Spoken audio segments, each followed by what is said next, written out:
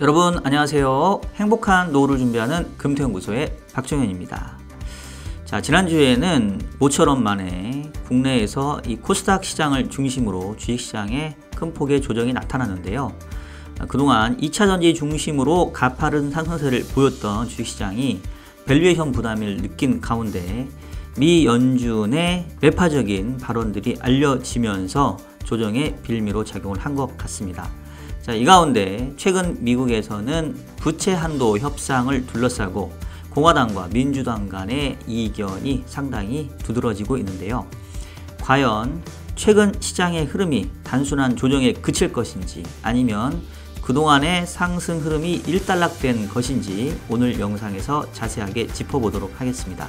자, 그러면 일요일에 만나는 이슈 분석 지금 바로 시작하도록 하겠습니다.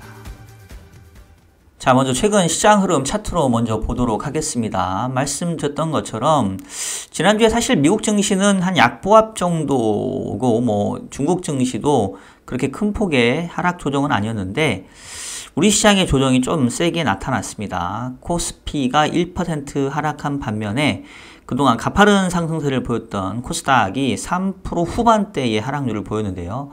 한때 914포인트까지 올라가면서 연중으로 33% 정도의 상승률을 보였던 코스닥이 지난주 후반 목요일, 금요일 연 이틀 얻어맞으면서 868선까지 내려왔습니다.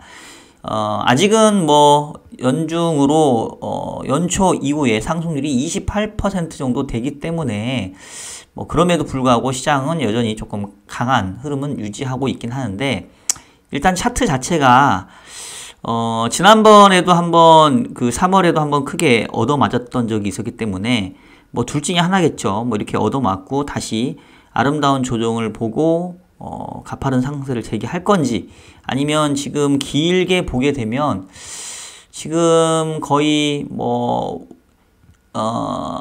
최근에 나왔던 고점이 작년 한 5월께 정도 수준이기 때문에 900선에서 이 코스닥 시장의 상승세가 일단락 될 것인지 둘 중에 하나라고 볼 수 있겠는데요. 자, 일단 요즘에 제 영상 보시는 분들 많아지셨으니까 결론부터 좀 말씀을 드리고 영상을 계속 이어가도록 하겠습니다.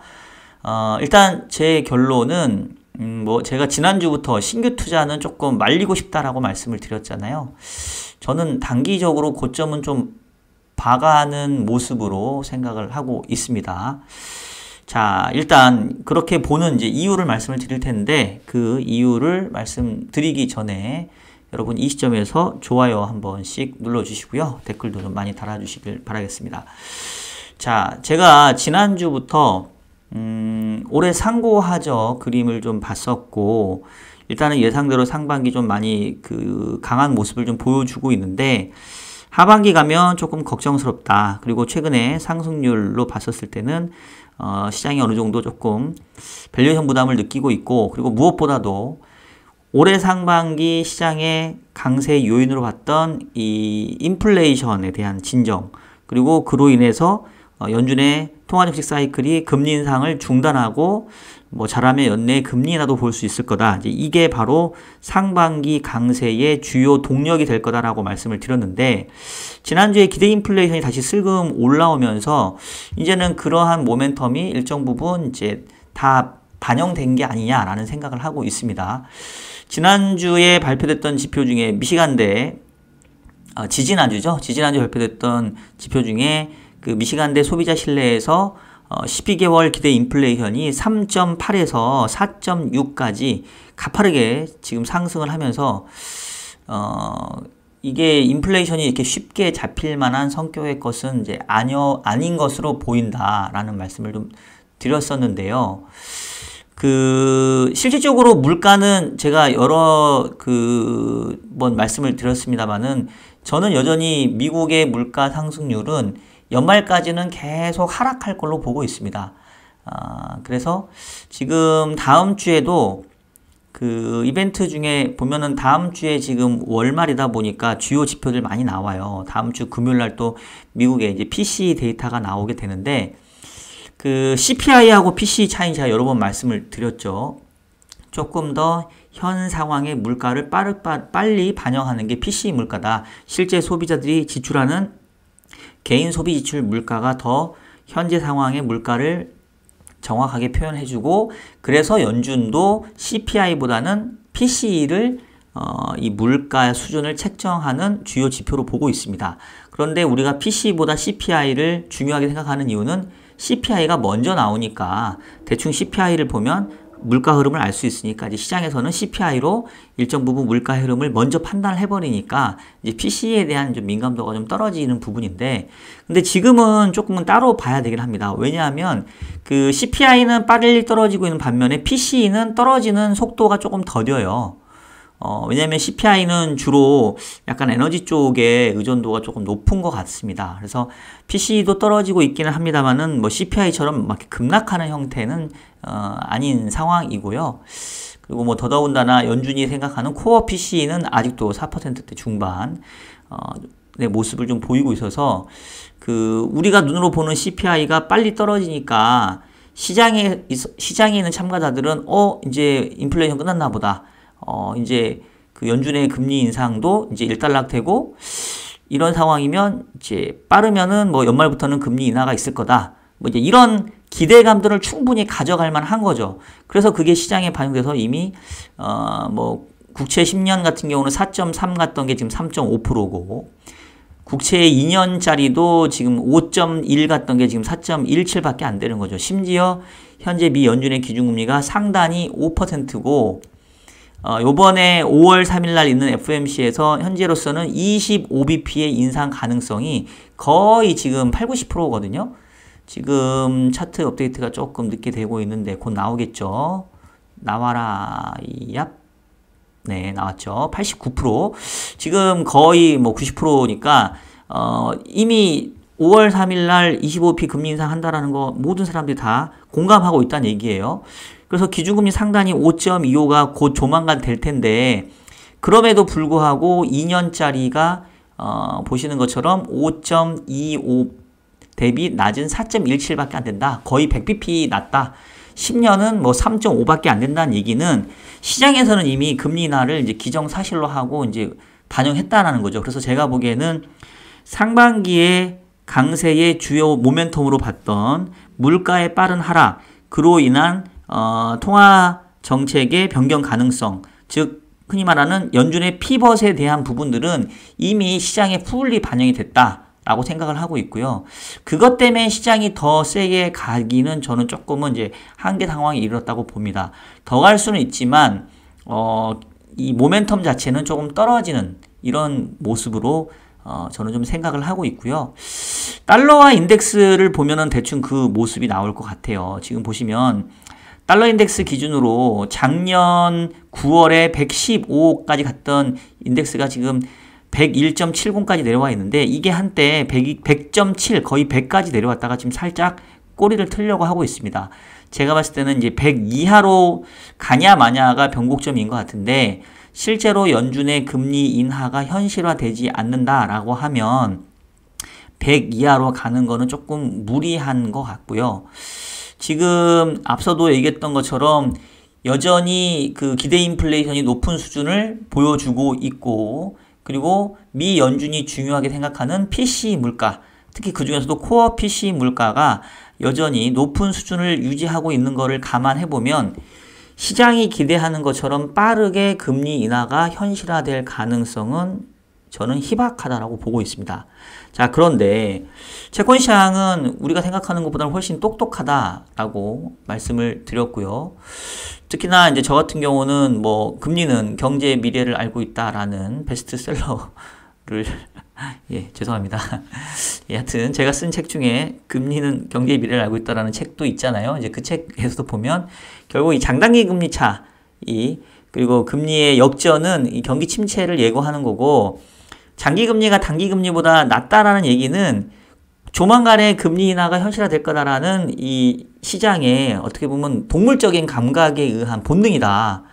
상당히 채권 시장의 예측력이 높다. 이제 말씀을 드렸잖아요. 그러니까 제 입장에서는 지금의 채권 금리가 그 장기 금리가 지금 커브 보시면은 이렇게 단기 쪽은 높고 장기 쪽은 낮은 이 모습이 이걸 전혀 무시할 수는 없다라는 거예요. 그러면 이제 제가 그래서 둘 중에 하나를 말씀을 드렸죠. 지금 연준은 연내 금리 인하 없다라고 계속 주장을 하고 있고 시장에서는 무슨 소리야 연내 곧 금리 인하 할 텐데 라고 주장을 하고 있는데 둘 중에 누가 맞을 거냐가 관건인데 둘 중에 누가 맞더라도 주식시장에는 별로 안 좋다라는 말씀을 드렸어요. 자, 왜 안 좋냐면 첫 번째 연준의 얘기대로 연내 금리 인하 안 한다. 지금 다음번에 FOMC에서 5.25까지 기준금리 높이고 연말까지 계속 쭉 가져간다라고 한다면 이미 시장이 앞서 나간 연내에 지금 5월에 금리 인상 한 번 하고 그 다음에 연말까지 뭐 한 2번 정도 금리 인하하겠지라는 그런 전망 자체가 달라지면서 결국은 시장 입장에서는 특히 주식시장 입장에서는 밸류에이션 부담이 커져 있는 상황에서 고금리가 계속 유지가 된다라고 하면 그동안 가파른 상승세를 보였던 기술주 위주로는 상당히 부담이 되겠죠.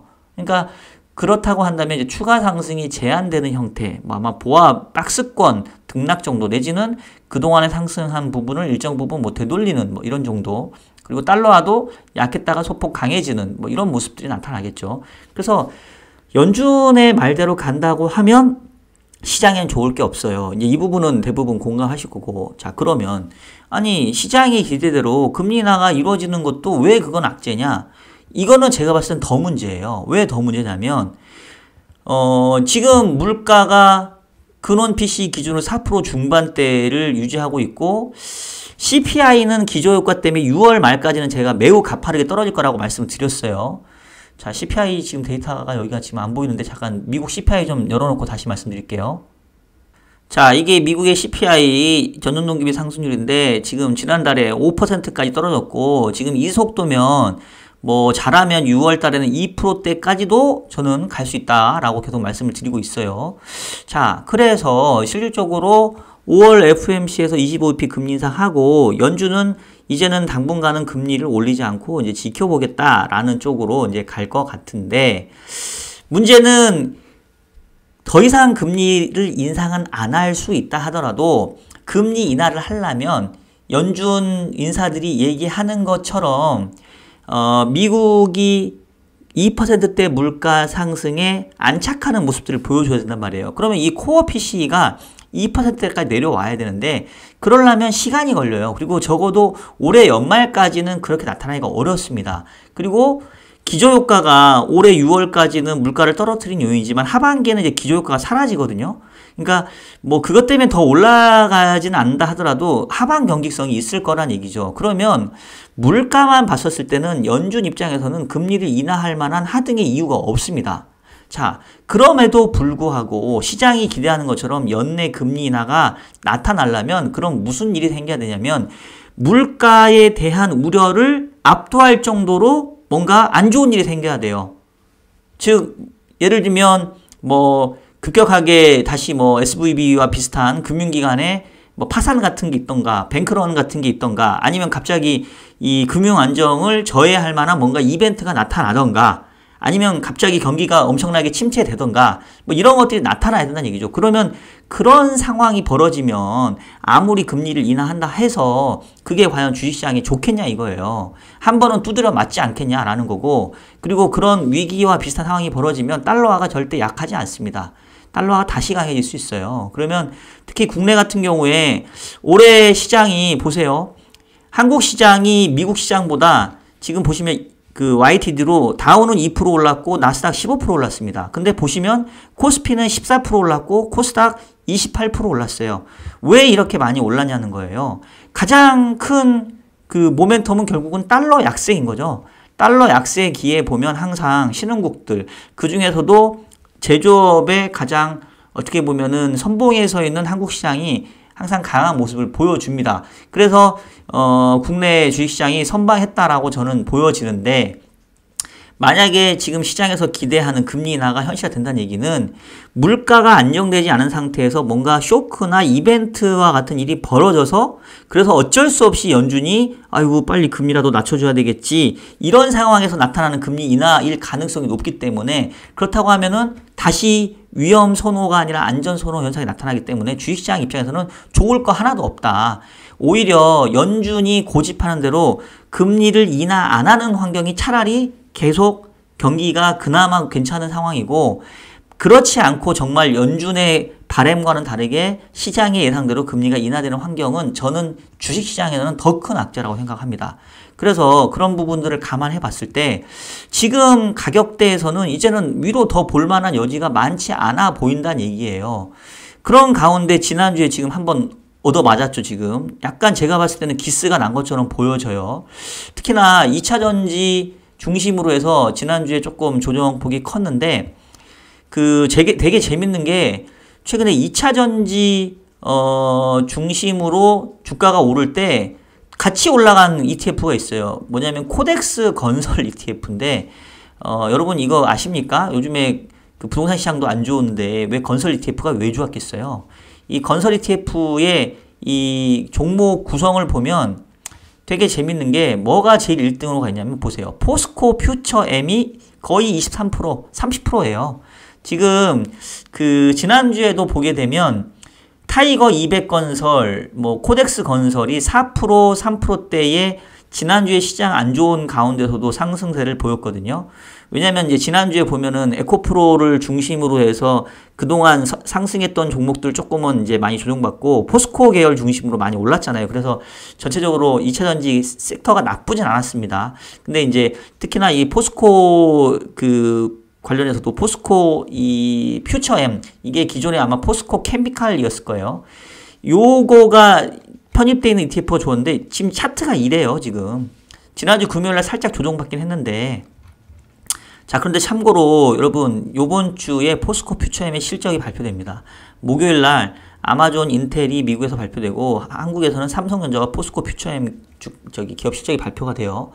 에코프로도 지난번에 실적 발표되고 다 좋았죠. 실적도 좋고 잘 나왔는데 그 뒤로 약간 시장의 모습은 주춤한데, 가끔 이제 2차전지 관련해서 조금 안 좋은 얘기 하시면 막 눈에 불을 켜고 달려드시는 분들이 있는데, 저희 채널은 이제 별로 많은 분들이 없고 이제 저희끼리 소수 매니아층만 있으니까 제가 이런 얘기를 할 수 있을 것 같긴 한데, 제가 봤을 때는 리포트에 나온 것처럼 위대한 기업임에는 틀림없고 2차전지 섹터가 향후에 우리 한국경제뿐만 아니라 세계를 주도할 만한 업종인 걸 아는데, 주식은 좋은 주식하고 좋은 기업하고는 다르죠. 기업은 좋지만 주가가 비싸 있으면 좋은 주식은 아니죠. 그래서 어쨌든 이게 건설 ETF까지 끌어올릴 정도로 2차전지 섹터가 난리였는데, 만약에 이 금리에 대한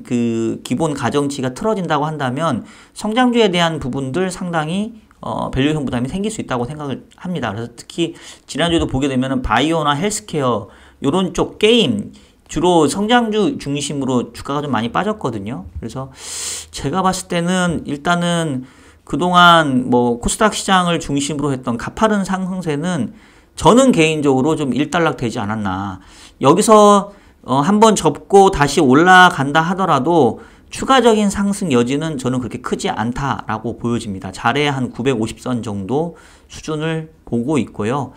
일단은 오히려 이제 하반기에 가까이 갈수록 금리 인상에 대한 중단 모멘텀은 이제 선반영됐고, 그 이외에 다른 악재가 뭘지를 이제 찾아보게 될 텐데, 제가 요즘 이제 조금 생각나는 거는 이제 요거죠. 이 부채 한도 이슈인데, 사실은 미국 부채 한도에 관련해서 좀 여러 차례 좀 제기는 된 부분이 있었어요. 근데 제가 그동안 제 영상에서는 한 번도 다룬 적이 없습니다. 왜냐하면 과거에도 보게 되면 부채 한도 이슈는 그냥 짜고 치는 고스톱이었어요. 항상 요번에 부채 한도가 상향 조정이 안 되면 미국이 부도가 날 수 있고 셧다운 되고 이런 우려가 있었는데, 결국은 정치인들이 마지막 가게 되면 다 타협을 합니다.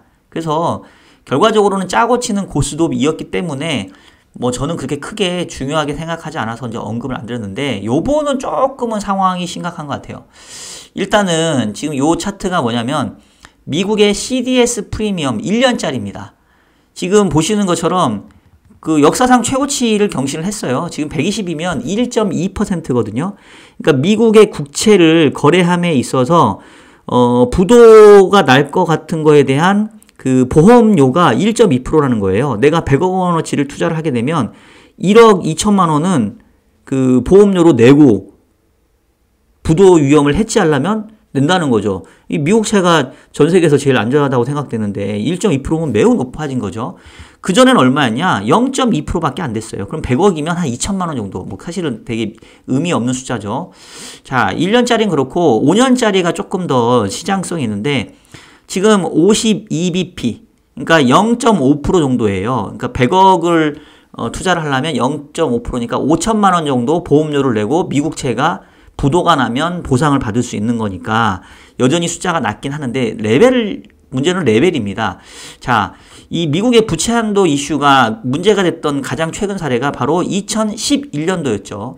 그 당시에 부채 한도 상향이 제때 이루어지지 않아서 S&P가 미국의 신용 등급을 AAA에서 AA 플러스로 강등했던 때가 바로 이때입니다. 그리고 그 당시에 난리가 났죠. 뭐 기억하시는 분들이 있을 텐데 왜냐면 미국이 신용 등급 AAA에서 AA 플러스로 내려앉으니까 미국이 AA 플러스면 그럼 다른 나라는 도대체 어떻게 되는 거야? 이러면서 연쇄적인 반응이 있었습니다. 그 당시에 CDS 프리미엄과 지금 같아진 거예요. 그래서 우리가 모르는 사이에 지금 CDS 시장에서는 상당 부분 뭔가 이 안 좋은 조짐이 있고요. 그 다음에 그 단기채 금리에서도 지금 문제가 나타나는 게 지금 여기 차트를 보시면 앞쪽을 좀 주의 있게 봐주세요, 여러분. 자, 미국의 1개월 금리는 3.35입니다. 그리고 지금 3개월 금리가 5.1이에요. 그러면 이제 얘만 보면, 3개월 이내에 금리가 가파르게 인상된 거를 반영하겠지라고 생각할 수 있는데 그렇지가 않죠. 왜냐면 지금 5월 3일이 다음 FOMC이잖아요. 그러면 지금 1개월물도 그 금리 인상한 이후니까 지금 반영이 되고요. 그 다음에 아까 우리 FF 선물 시장에서 보게 되면 얘네 시장에서 지금 보는 거는 5월 달에 25bp 금리 인상 한 번 하고 그 다음에 6월부터는 동결. 그 다음에 11월, 12월 가면 25bp 인하를 보고 있어요. 그리고 3개월이라고 하면은 지금 7월 정도인데 7월 전망도 5에서 5.25. 즉 5월 달에 금리 인상 한 번 하고 그냥 계속 유지되는 거를 전망하고 있습니다. FF 선물 시장에서는 5월 달 금리 인상이 마지막이라고 생각하고 있는데 이 채권 시장에서는 1개월 금리는 3.3인데 3개월 금리는 5.1. 1개월하고 3개월하고 차이가 뭔데요? 없어요. 그럼 이거 왜 그러냐는 거죠. 이거는 결국은 부채 한도 이슈 때문에 그런 거예요, 지금. 우리가 X데이라는 개념이 있습니다. 그거 관련해서 제가 그 잘 정리된 리포트를 지금 찾아왔는데요. 자, 제가 리포트를 인용을 할 때는 꼭 출처를 말씀을 드리게 돼 있죠. IBK 투자증권의 우지연 글로벌 스트래티지스트가 Next Focus Debt Ceiling 미국 부채 한도 이슈 점검이라는 이슈 리포트를 발간을 하셨는데 요거 한번 찾아보시길 바라겠습니다. 자, 지금 보시면 미국의 부채 한도가 이미 지난 1월 19일 날 법정 한도에 이제 도달을 했고요. 그러면서 이제 꼼수로 옐런 재무장관이 특별 조치를 통해서 뭐 줄일 거 줄이고 느릴 거 뭐 느리고 이래가지고 아직은 연명하고 있습니다. 이거 빨리 상향 조정하지 않으면 이제 큰일 나는데 이 특별 조치라는 게 뭐냐면 핵심적인 게 TGA라고 하는 트레저리 제너럴 어카운트라고 하는 쉽게 말하면 우리의 그냥 은행 통장 월급 통장이라 생각하시면 돼요. 여러분 급여 통장에 보면 월급도 여기 들어오고 카드 값도 여기서 나가고 뭐 비용도 나가고 하잖아요. 실질적으로 현금의 유출입이 있는 일종의 미국 정부의 월급 통장이라고 생각하시면 되는데 이 월급 통장에서 세금 들어오고 뭐 나갈 거 나가고 뭐 이런 식이란 말이에요. 근데 이 TGA 계좌 잔고가 지금 빠르게 소진되고 있어요. 그래서 얘가 빵이 되면 이제는 디폴트가 나는 겁니다.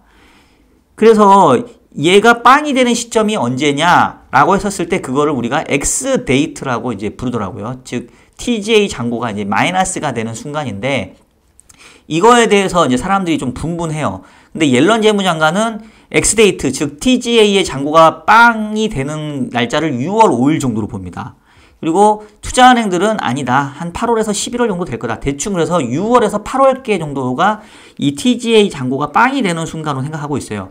근데 이제 이거는 뭐에 달려냐면 4월달 세금이 얼마로 거치는지 달려 있습니다. 지금 4월달 세금 납부 기간이 올해 4월 18일 이래요. 그러니까 지났으니까 이제 다음 주 정도면 대충 세금 규모가 이제 예측이 될 거고, 그러면 X데이트, 즉 미국의 TGA 월급 통장 잔고가 마이너스가 되는 날이 6월 5일인지 옐런의 경고처럼 아니면 8월이 될 건지 알 수 없지만 하여튼 지금으로부터 한 달 이후부터 한 3개월 사이에 걸치게 됩니다.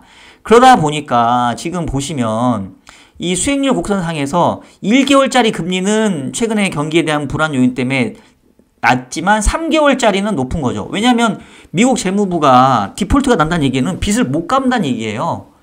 그러니까 이제 3개월짜리 금리는 그 위험을 반영해서 이렇게 높게 형성되어 있는 거죠. 그래서 지금 이미 뭐 주식시장만 지금 이 위험을 간과하고 있을 뿐이지 실질적으로 보시면은 그 아까 얘기했던 것처럼 이 CDS 프리미엄이라던가 미국 채권 시장에서는 이미 이 미국의 부채 한도 이슈가 상당 부분 좀 어려워질 수 있다라는 위험을 반영을 하고 있습니다. 지금 유일하게 반영 안 한 게 주식시장이라는 얘기예요. 그래서 그 부분들이 저는 조금 걱정된다라는 거고, 그리고 이 부채 한도 협상 관련해서 제가 말씀드렸죠. 결론은 어떻게든지 타협이 될 겁니다. 왜냐하면 여당도 그렇고 야당도 그렇고 정치인들이기 때문에 국민들로부터 욕을 먹는 행동을 할 수는 없어요. 근데 이제 문제가 되는 건 뭐냐면 이 과정이 약간 서로에게 치킨 게임처럼 누가 오래 버티나 한번 갈 때까지 가보자라는 행태를 취할 가능성이 크고요.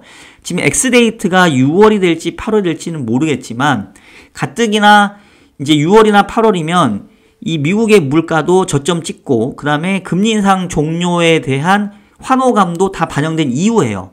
그래서 호재는 반영이 된 상황에서 남는 게 없는데 괜히 쓸데없이 이제 이론적으로 시장에 눈길이 가게 되면 가뜩이나 밸류에이션 부담도 있고 올해 시장 뭐 이미 올라왔는데 사람들로 하여금 차익 실현에 대한 빌미 내지는 위험 관리에 대한 어떤 그 인식이나 필요성을 높일 수 있다라는 겁니다.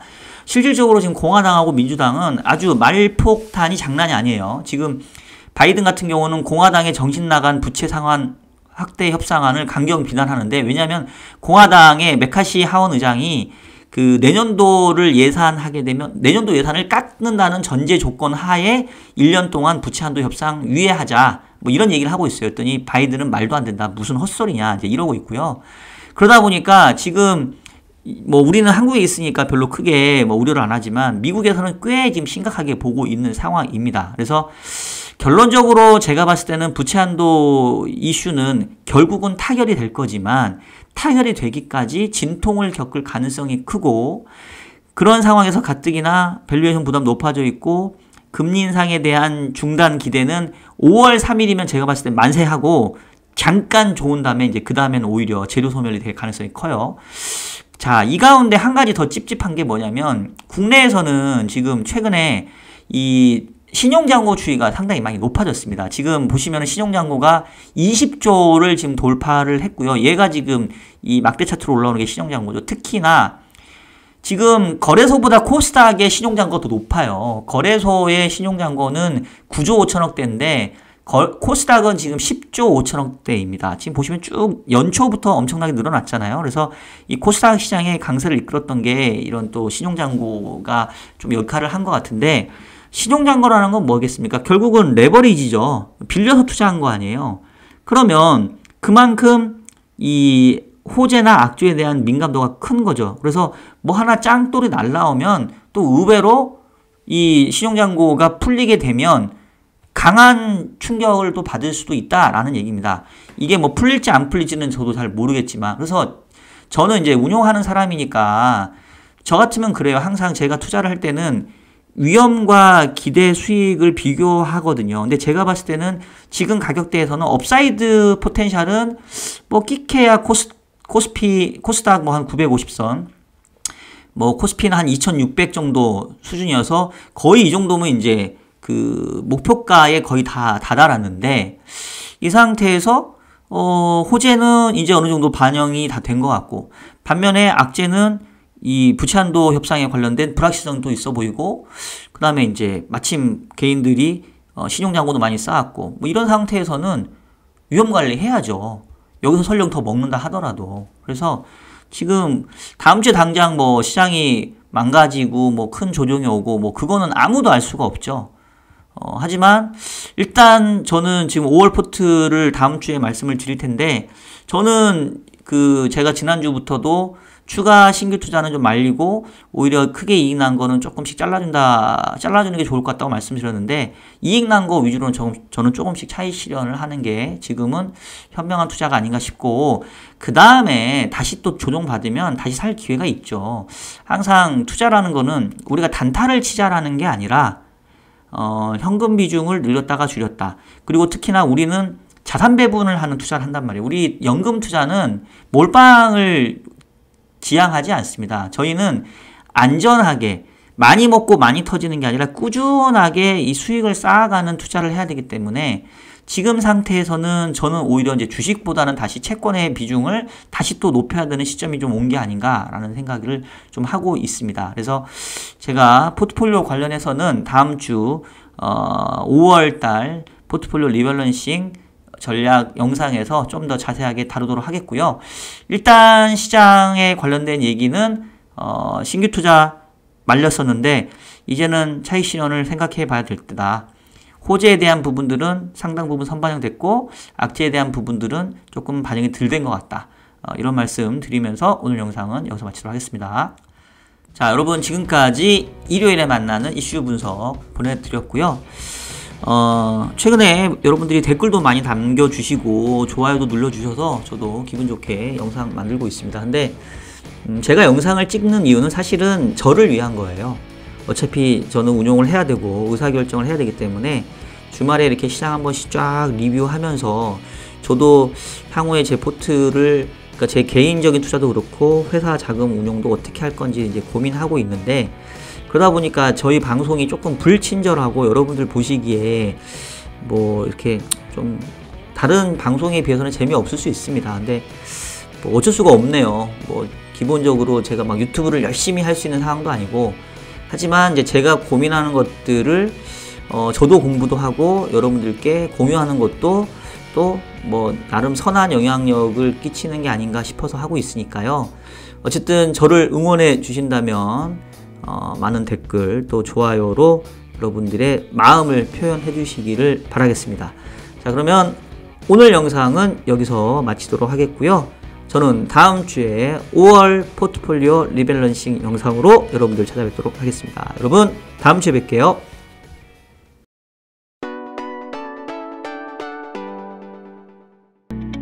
저희 평택우리병원은 환자분들의 신뢰를 바탕으로 꼭 필요한 치료를 하는 체계화된 시스템을 운영하겠습니다.